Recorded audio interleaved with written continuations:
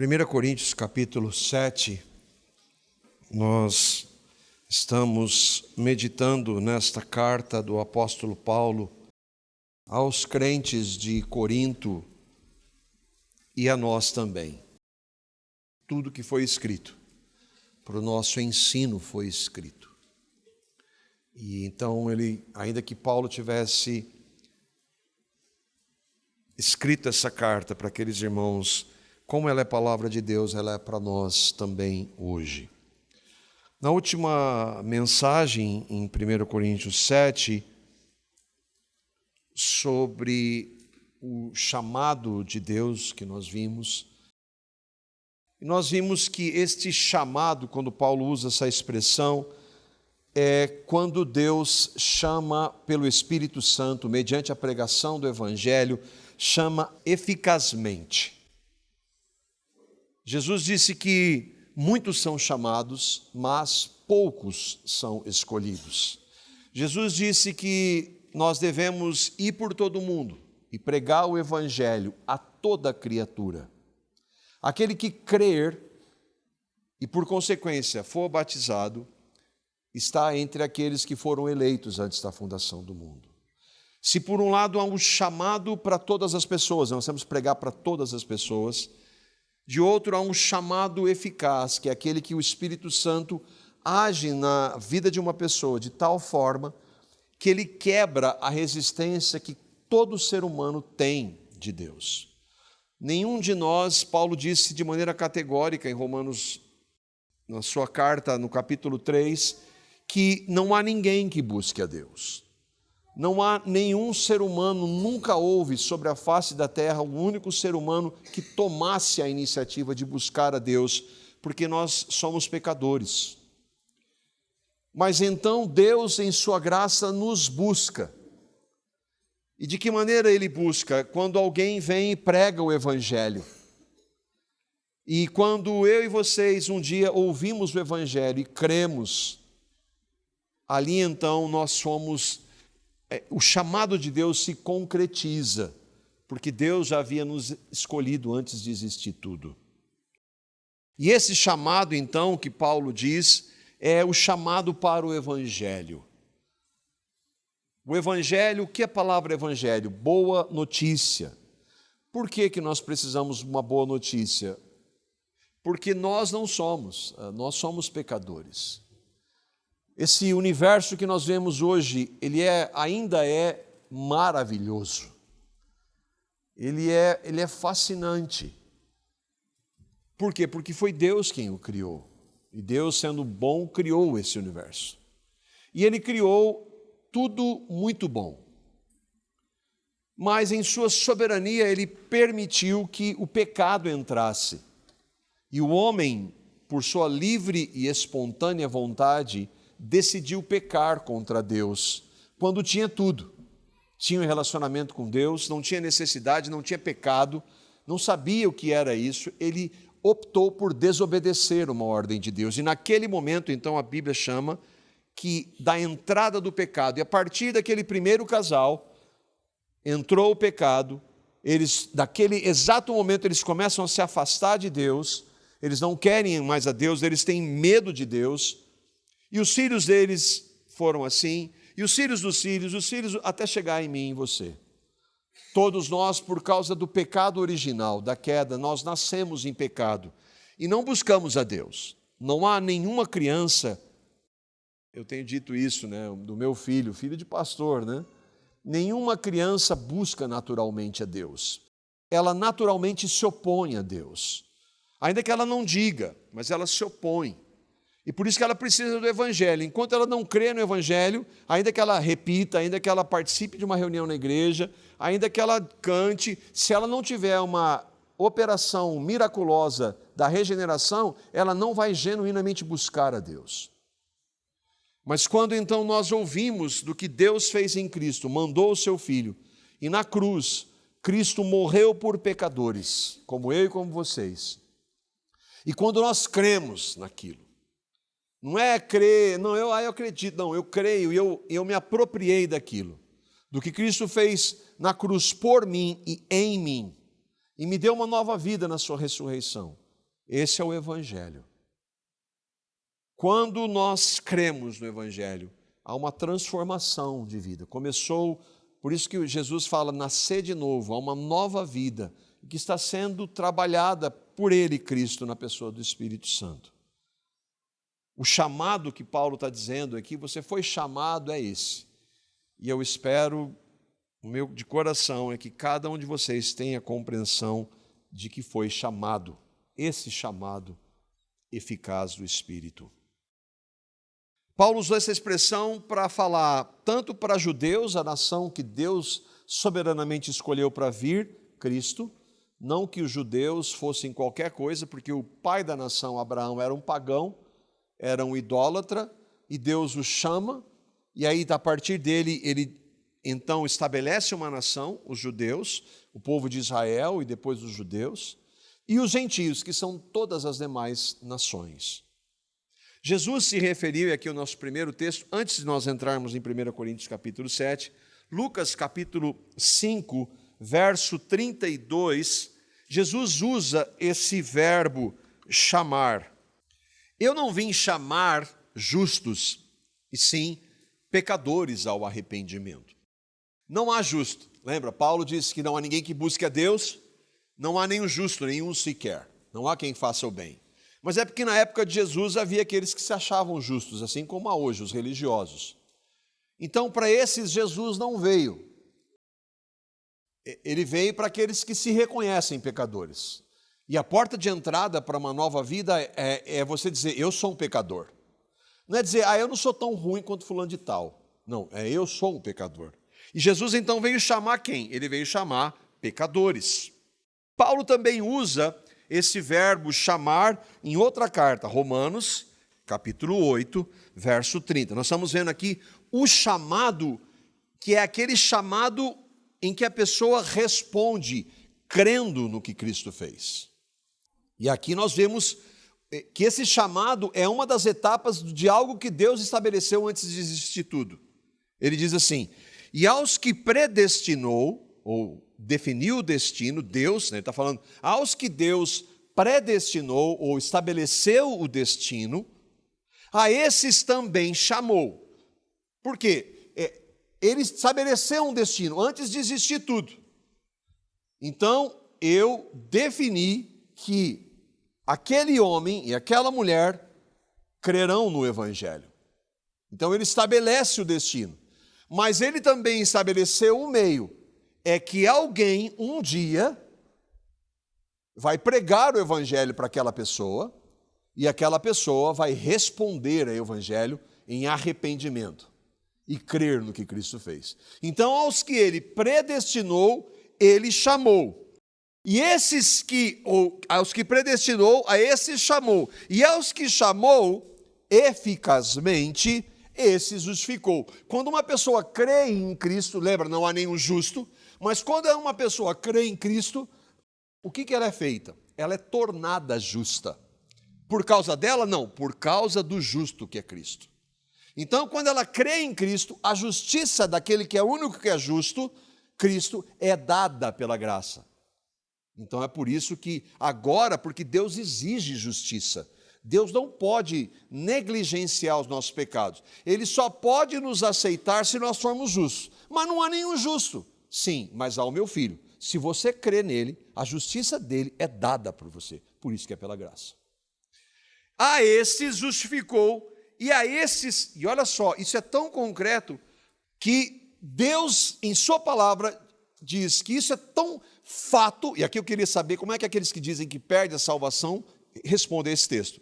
A esses que ele predestinou, chamou e justificou, glorificou. Mas você já foi glorificado? Alguém aqui já foi glorificado? Não. A glorificação vai acontecer quando? Quando um dia Cristo vier e os mortos ressuscitarão incorruptíveis, e se nós estivermos vivos na volta de Cristo, nós seremos transformados. Aqui é a glorificação. Então a glorificação ainda não aconteceu. Mas o Evangelho é tão certo e o que Deus fez é tão exato que ele já diz isso no passado para algo do futuro. Maravilhoso. Como é que alguém perde isso? Vocês entendem, irmãos, quando a gente defende uma proposta de uma compreensão da Escritura, há muito mais implicações do que um debate acadêmico e teológico. Quando nós falamos da soberania de Deus, nós estamos dizendo que Deus começa do início ao fim e é Ele que faz tudo e não sobra nada para nós. Quando você coloca qualquer coisa do homem, o homem inclusive pode perder a salvação. Se é o homem que decide e que escolhe, ele pode perder. Mas como não é, e se você crê, saiba que não foi você, então o que ele começa, ele termina. E essa é a nossa segurança. E é por isso que nós brigamos por isso. Não se trata de um debate acadêmico, se trata de verdades onde somente Deus é glorificado. No caso do apóstolo Paulo, os chamados são aqueles que são justificados e que serão glorificados. Mas tão certo quanto serão glorificados, ele já coloca no passado. Nós vimos antes que Paulo, e aqui então nós vamos entrar na carta agora propriamente, vimos antes que Paulo fora chamado, ele foi chamado, a conversão de Paulo se deu quando ele era solteiro. Ele tinha um propósito de celibato. A Bíblia não diz isso de maneira clara, mas nós entendemos que ele não se casou, ainda que haja alguns que levantem essa possibilidade. Porque ele vai dizer, inclusive, que deviam os solteiros para serem como ele. Então, é bastante claro, eu creio na palavra. E que ele reconhece que seria melhor para o seu ofício, ele como um missionário, um apóstolo que estava lançando o fundamento do evangelho no mundo, que ele fosse solteiro. Então ele foi chamado solteiro.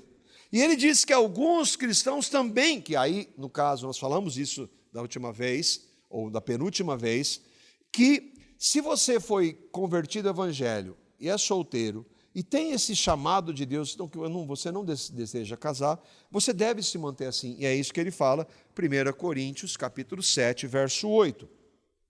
Nós já vimos esse, só estou passando, recapitulando, para a gente entrar propriamente no nosso tema. Ele diz assim: aos solteiros e viúvos digo que lhes seria bom se permanecessem no estado em que também eu vivo. Por quê? Porque ele teria tempo, ele vai explicar isso, que aquele que é casado, ele vai ter que cuidar da sua casa, da sua esposa, o marido, dos seus filhos, vai demandar mais tempo. E um solteiro, alguém que não tem essa responsabilidade, vai ter mais tempo com o Senhor. Ele não está querendo dizer que ele era mais santo do que Pedro, eu falei isso, mas que é um raciocínio e é lógico. Ele teria mais tempo para cuidar das coisas de Deus. Mas ele também vai falar que aqueles que foram convertidos, chamados quando eram casados, e aí nós sabemos que quando Paulo está falando isso, nós vimos um pouco sobre a questão do casamento, que quando Paulo começa a pregar, especialmente em Corinto, que era uma cidade pagã, pessoas que não eram cristãs, às vezes o marido era convertido, às vezes a esposa era convertida. E aí alguns, então a gente tem que separar, porque agora eu sou cristão. E ele diz isso, que não deveria fazer isso. Versículo 10, um pouquinho à frente, 1 Coríntios 7, 10, ele diz assim: ora, aos casados ordeno, não eu, mas o Senhor, que a mulher não se separe do marido e vice-versa, ele vai falar. Então, se você creu, a sua esposa, o seu marido não é, e é possível, ele consente em habitar, então, viva nesse casamento, porque ele vale diante de Deus. Ele está usando isso para os diferentes situações que as pessoas eram chamadas, que foram convertidas. No último sermão, nós vimos que ele falou daqueles da circuncisão. O que era circuncisão, nós explicamos, era um sinal que Deus deu a um povo, o povo judeu, e que apontava para Cristo. Mas nós somos tão... nós temos, eu orava há pouco aqui, e eu compartilho isso com os irmãos, nós somos muito tendentes à religiosidade. Nós somos tendentes, por exemplo, eu vou orar, em nome de Jesus, amém. O nome de Jesus, amém, ele passa a ser uma frase porque faz parte da oração. Não, o nome de Jesus não pode ser assim. Nós oramos porque, Senhor, é no nome do teu Filho Jesus que o Senhor me ouve. Mas nós fazemos essas coisas de maneira religiosa. E não estou falando só um exemplo, há várias outras. Os judeus tinham pego aquele sinal que apontava para Cristo, que eles deveriam sempre lembrar de Cristo, e fizeram daquilo uma expressão de religiosidade. E aí então, ele vai falar, se você foi chamado circunciso, não precisa desfazer. Se você foi chamado incircunciso, que era no caso dos gentios, você não precisa circuncidar, porque Cristo já veio. A circuncisão apontava para Cristo. Cristo já veio, não precisa mais. E aí então, nós vamos agora entrar lá no texto de 1 Coríntios, capítulo 7, e vamos ler dos versos 18 a 24 e tentar entender um pouco de uma outra situação em que cristãos foram chamados e que era bem mais difícil do que essas que nós citamos aqui. Ande cada um segundo o Senhor lhe tem distribuído, cada um conforme Deus o tem chamado. É assim que ordeno em todas as igrejas. Foi alguém chamado estando circunciso? Nós já vimos. Não desfaça a circuncisão. Foi alguém chamado estando incircunciso? Não se faça circuncidar. A circuncisão em si não é nada, e a incircuncisão também nada é. Mas o que vale é guardar as ordenanças de Deus. Cada um permaneça na vocação em que foi chamado. E aqui que nós vamos entrar nesse aspecto agora que nós não vimos ainda. Foste chamado sendo escravo? Não te preocupes com isso, mas se ainda podes tornar-se livre, aproveita a oportunidade. Porque o que foi chamado no Senhor sendo escravo é liberto do Senhor. Semelhantemente, o que foi chamado sendo livre é escravo de Cristo. Por preço fostes comprados. Não vos tornei escravos de homens. Irmãos, cada um permaneça diante de Deus naquilo que foi chamado. E aqui então nós vimos da circuncisão. Quero lembrar para entrarmos no texto, no tema do ser chamado escravo. O que Paulo quis dizer com isso?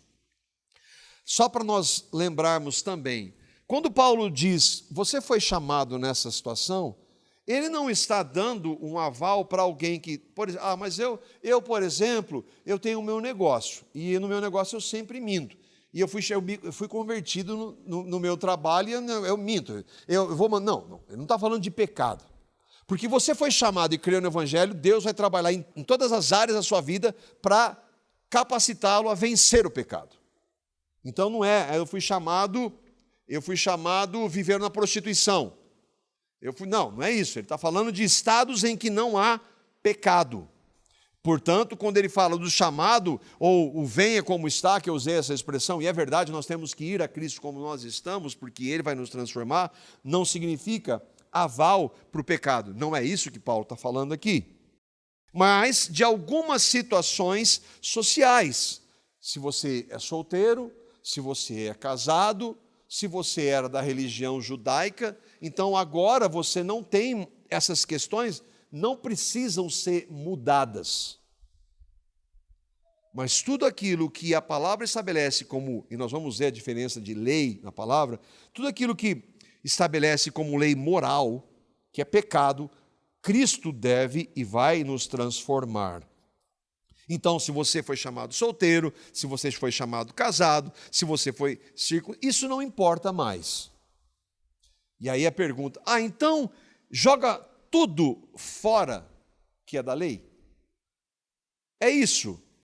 Então joga tudo fora? Não, porque Paulo está dizendo lá, que está em azul, o que vale é guardar as ordenanças de Deus. Lembra que na última vez nós vimos que Deus estabeleceu a lei da circuncisão.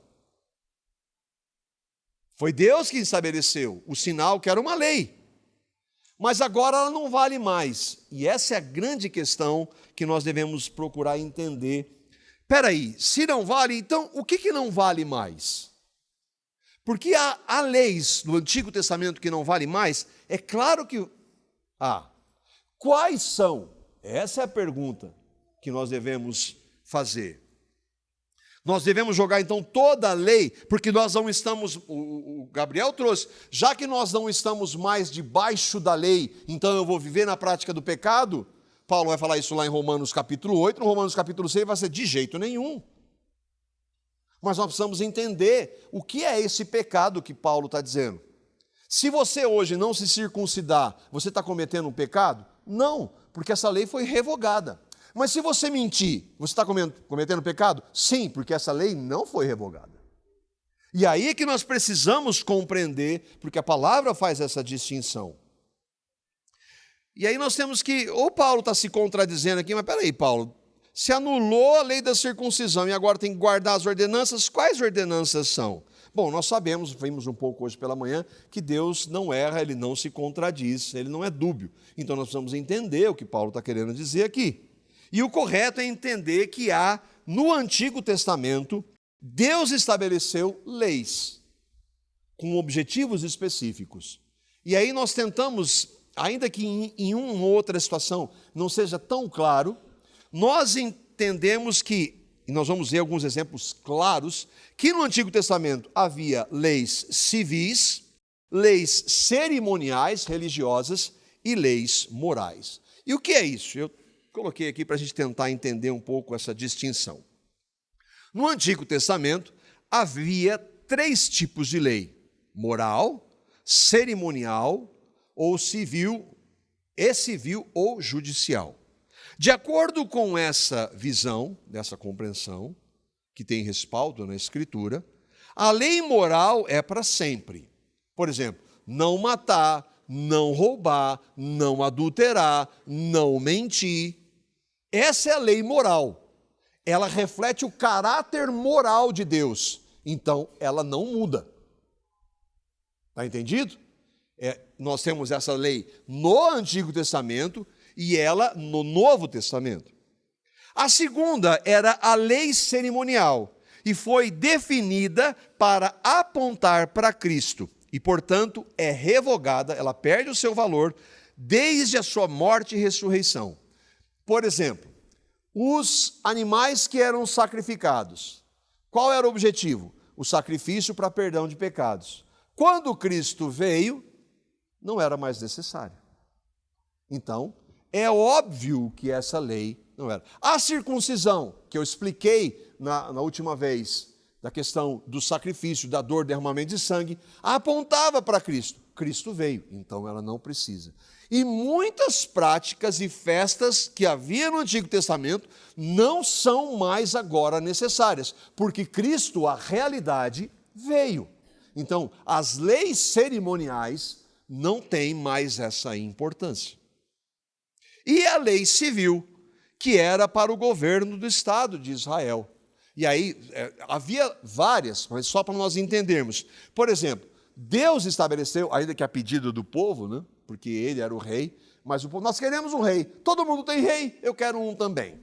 Então, Deus estabelece a monarquia. Nós estamos num regime, eu nem sei qual que é o nosso, né? Nós temos no papel o nosso regime, né? Mas o que hoje está bem difícil de entender. Mas não tem nada a ver.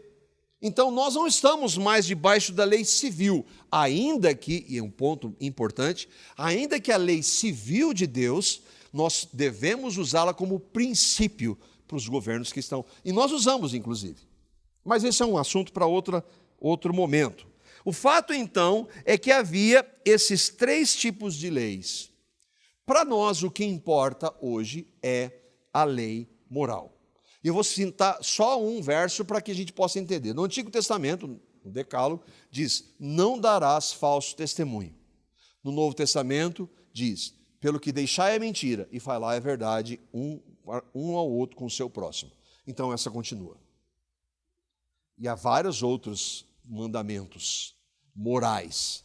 Estes nós, então, devemos guardar. Estas ordenanças é que Paulo está dizendo que nós devemos guardar. Tá bom? Dito isso, então, vamos entrar lá no chamado escravo. O que Paulo quis dizer com isso, os versos 21 e 22. Fosse chamado sendo escravo, não te preocupes com isso, mas se ainda podes tornar-te livre, aproveita a oportunidade. Porque o que foi chamado no Senhor sendo escravo é liberto do Senhor. Semelhantemente, o que foi chamado sendo livre é escravo de Cristo. A revista a Corrigida e Fiel, a Almeida Corrigida e Fiel, ela usa a expressão servo. E algumas versões, você vai talvez examinar na sua Bíblia, vai usar a expressão servo. Mas aqui, e eu creio que ela é mais rica, a expressão escravo retrata melhor a realidade a que Paulo se refere. A escravidão era a prática comum no Império Romano. E se nós formos ver, ela era prática comum em toda a história da Bíblia.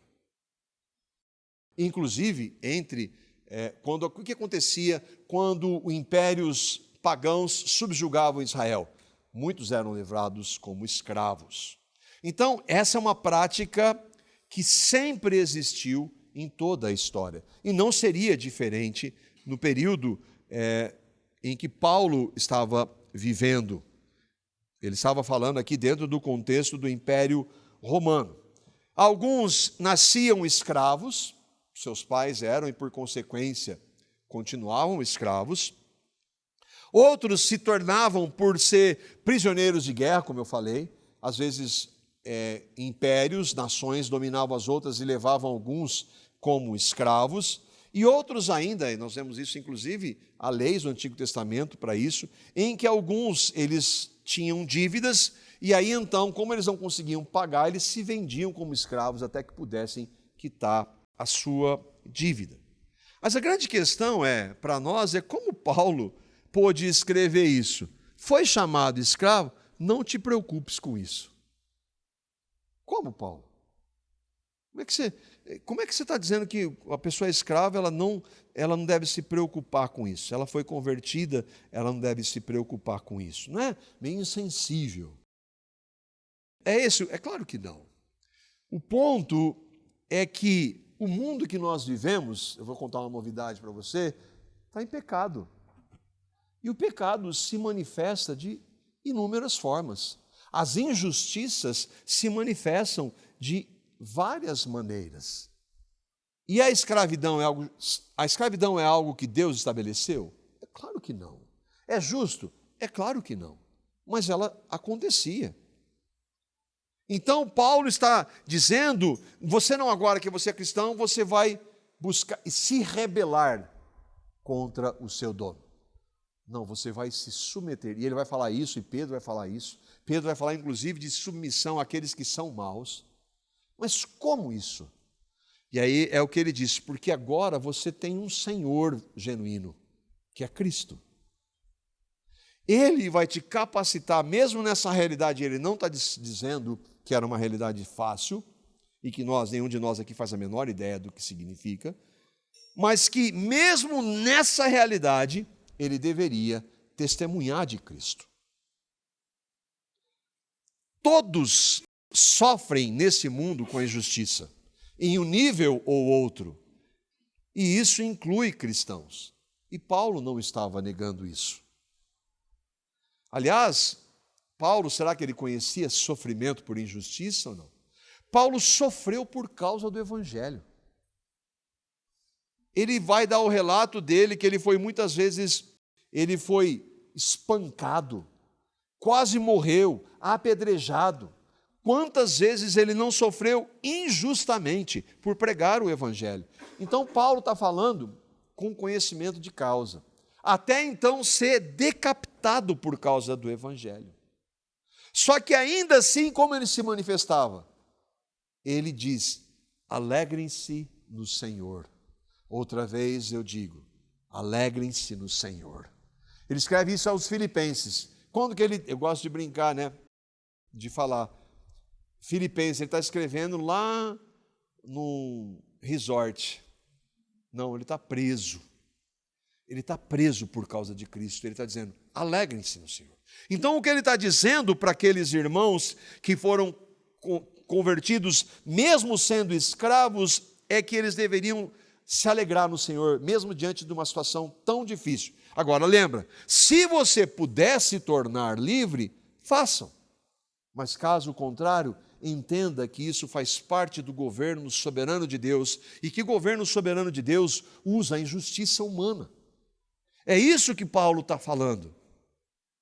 Outra coisa que ele está dizendo para ele e para nós, nossa esperança não está aqui.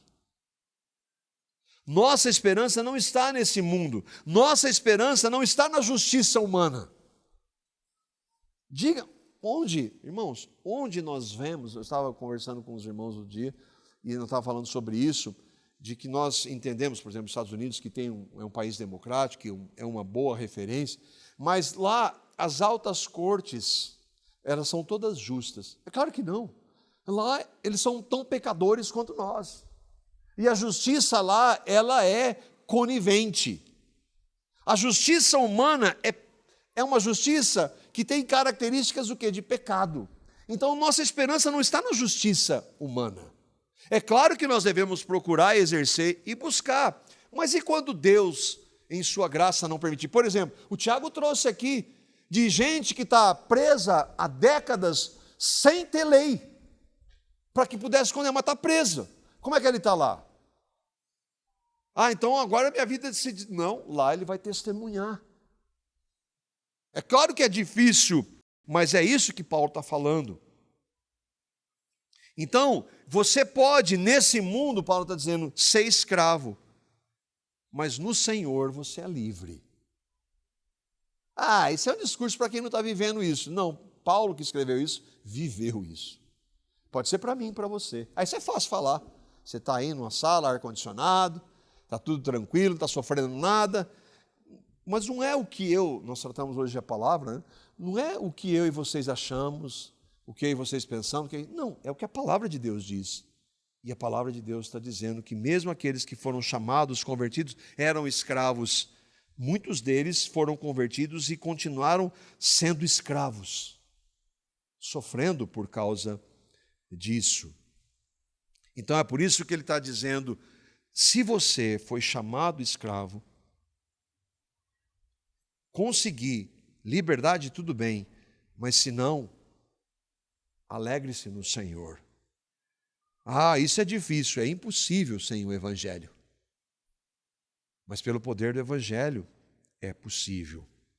Alguns críticos, e aí eu preciso fazer uma menção, alguns críticos da fé cristã nos acusam de defender a escravidão, e um dos textos é isso. Os cristãos defendem a escravidão. Um dos textos que eles utilizam é isso, né? E é claro, nós estamos vendo aqui que Paulo não está defendendo. Ele está dizendo, essa é uma situação que nesse mundo muitos têm que enfrentar. O apóstolo estava constatando a realidade do pecado que se manifestava nessa forma injusta da escravidão. Mas ele está dizendo também que Deus tem os seus, inclusive entre os escravos, que não eram nada. Os donos que se achavam e os escravos. Pois é, mas Deus convertia escravo. O dono que tinha escravo, se morrer sem Cristo, aí que ele vai sofrer. Ao passo que o cristão estaria, quando ele passar dessa vida, na presença do Senhor. Mas a gente deve considerar alguns pontos. Primeiro, naquele momento histórico havia pouca oposição contra essa prática. Segundo, que o sistema econômico era muito diferente do nosso, nós não estamos avalizando como Paulo não fez, mas havia essa realidade. E aí havia casos em que bons donos eventualmente davam carta de libertação para os seus escravos.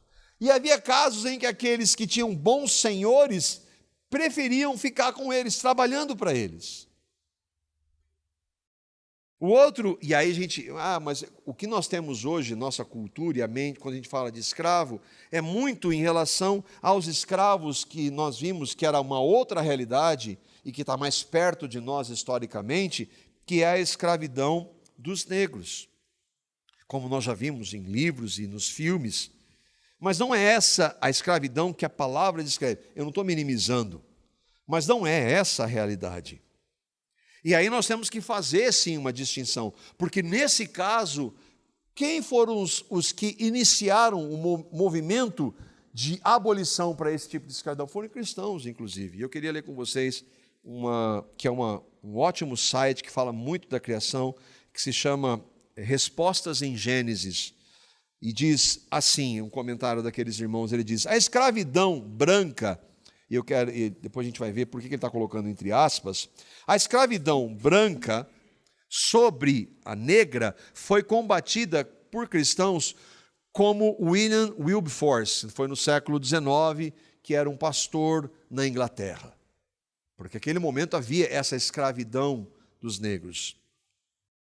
Mas ela foi combatida não examinando passagens sobre escravidão, porque as escravidões eram de tipos diferentes, que aconteciam na Bíblia, inclusive permitidas, inclusive por Deus, entre o povo dele.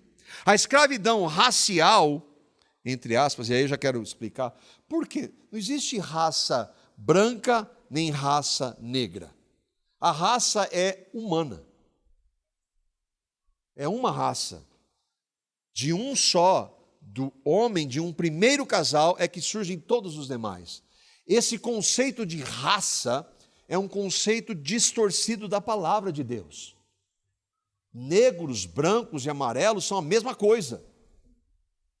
Mas nós somos tão influenciados por essa cultura, que veja, toda ela é contrária à palavra, que acabamos nós levando, inclusive, dando prosseguimento para esse discurso.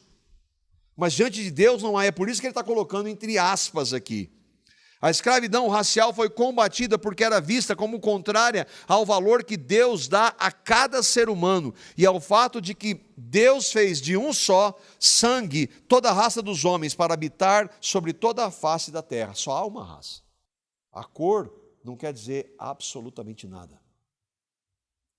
Mas por causa da distorção que há hoje, influenciar, e sim, porque houve na história, por causa do pecado, nós às vezes reverberamos esse discurso.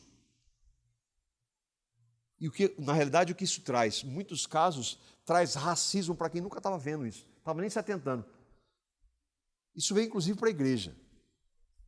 Por causa de alguns movimentos modernos, você se relaciona com o seu irmão e não está nem aí para a cor dele. Aí, por causa dessa desgraça, desses movimentos que vem, você começa a pensar, olha, aquele irmão ali, eu não posso nem chamar ele mais de neguinho, que tem um irmão aqui que brinca com ele, eu não posso chamar, porque isso é racismo. Existe, é claro que existe, mas não estou falando dessa realidade.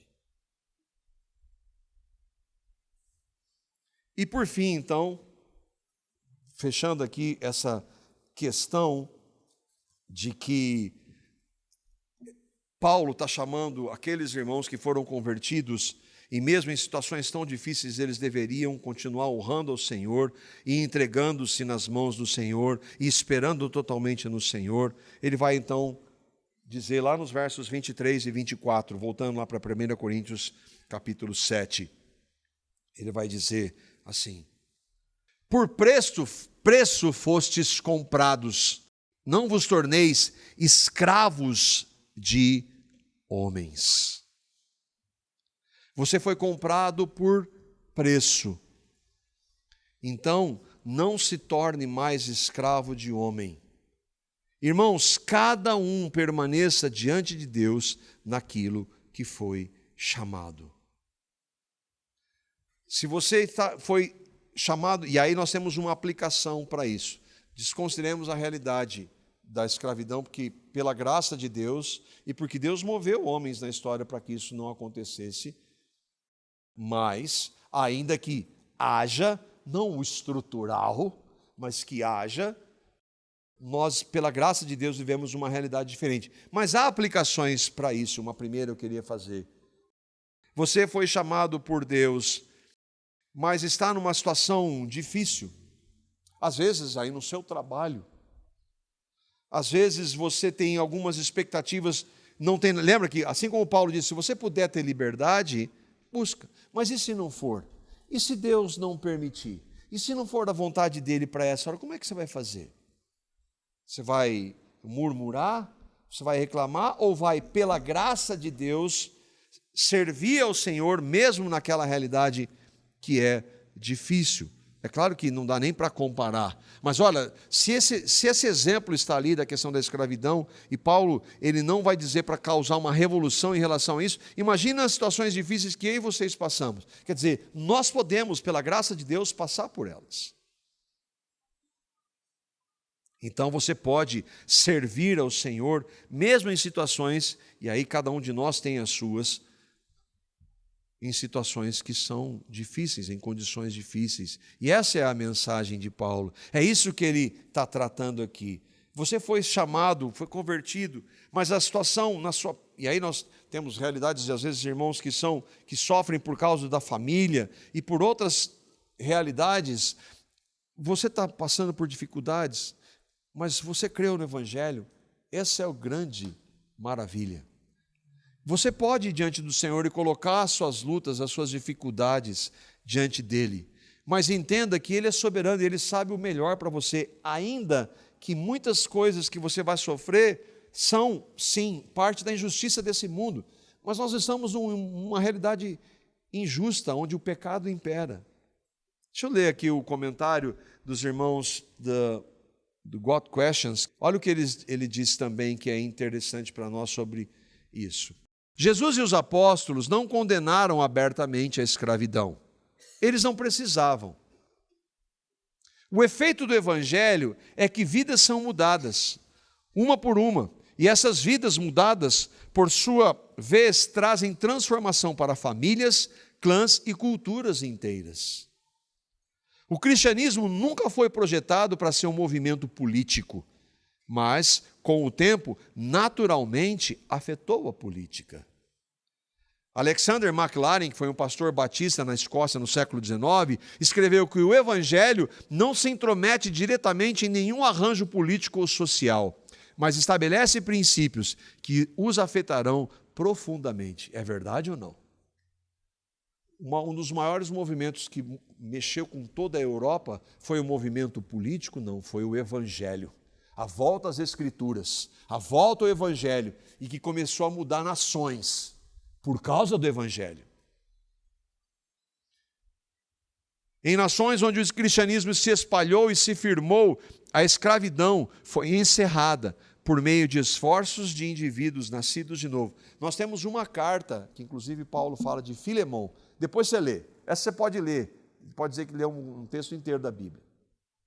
Que vai falar de uma realidade de um dono de escravo para com seu escravo. E como um deve se relacionar um com o outro, como irmãos em Cristo. Mas o ponto é, se nós fomos comprados por preço, e qual é o preço? E nós sabemos, o preço é o sangue de Cristo derramado na cruz.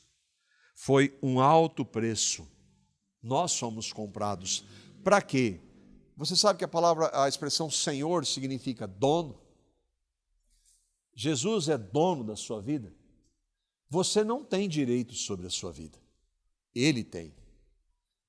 Agora, diferentemente de um dono pecador, injusto, ele é justo.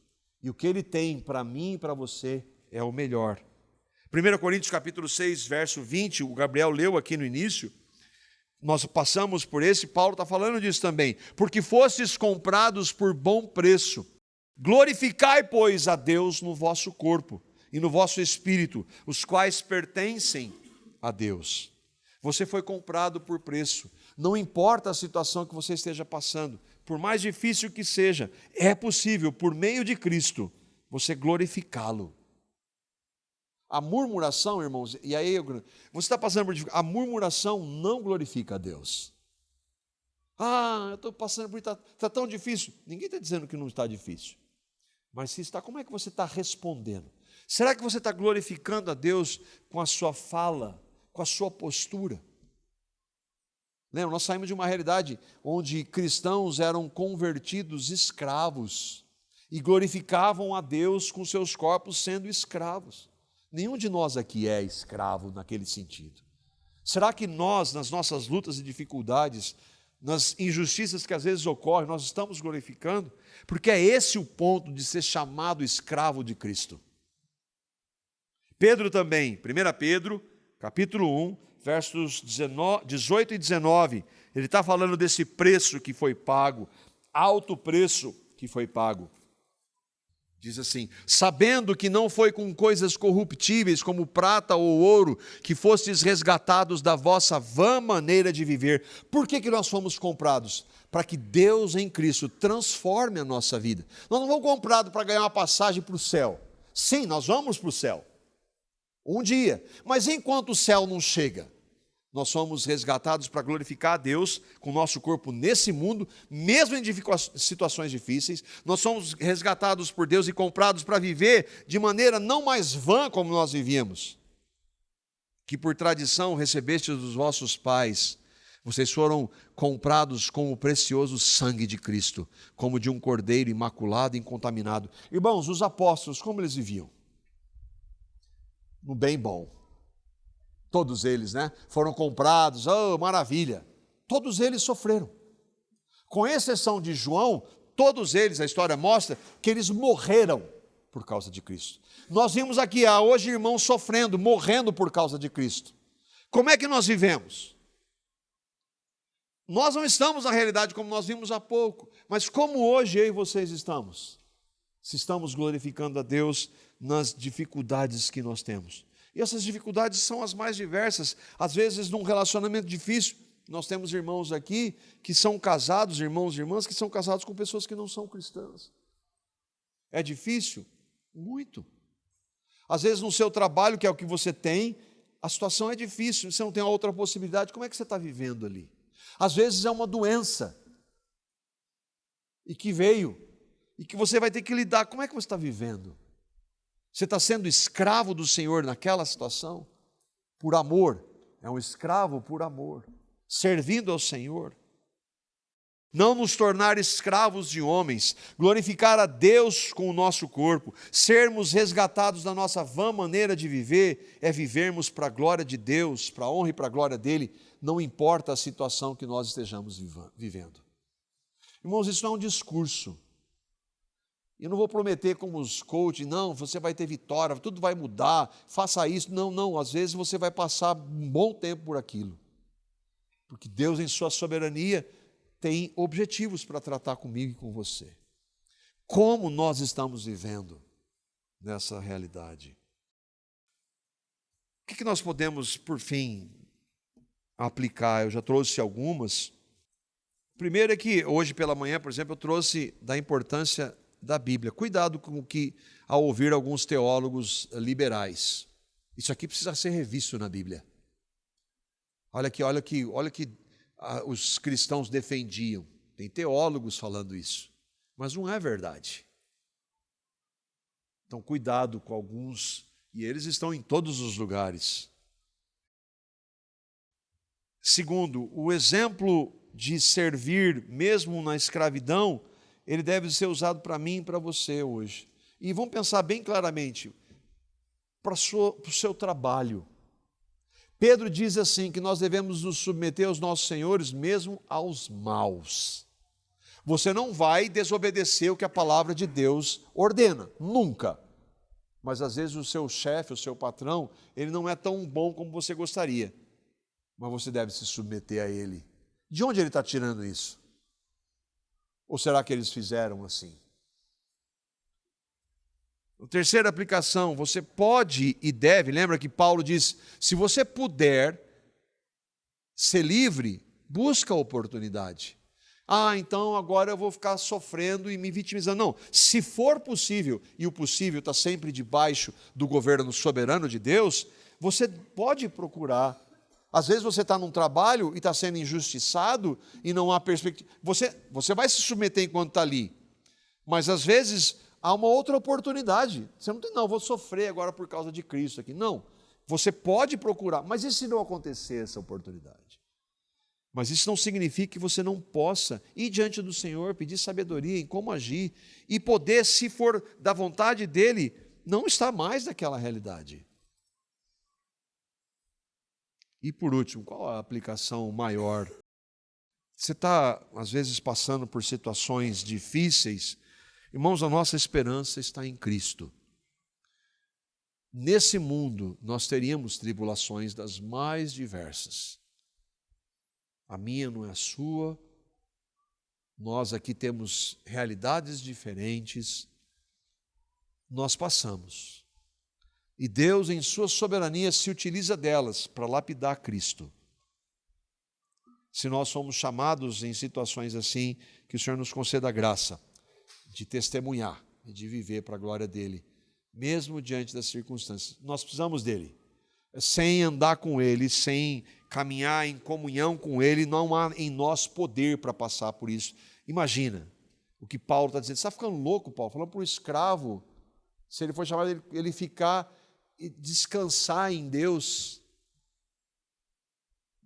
Nisso, pois é, ele disse isso.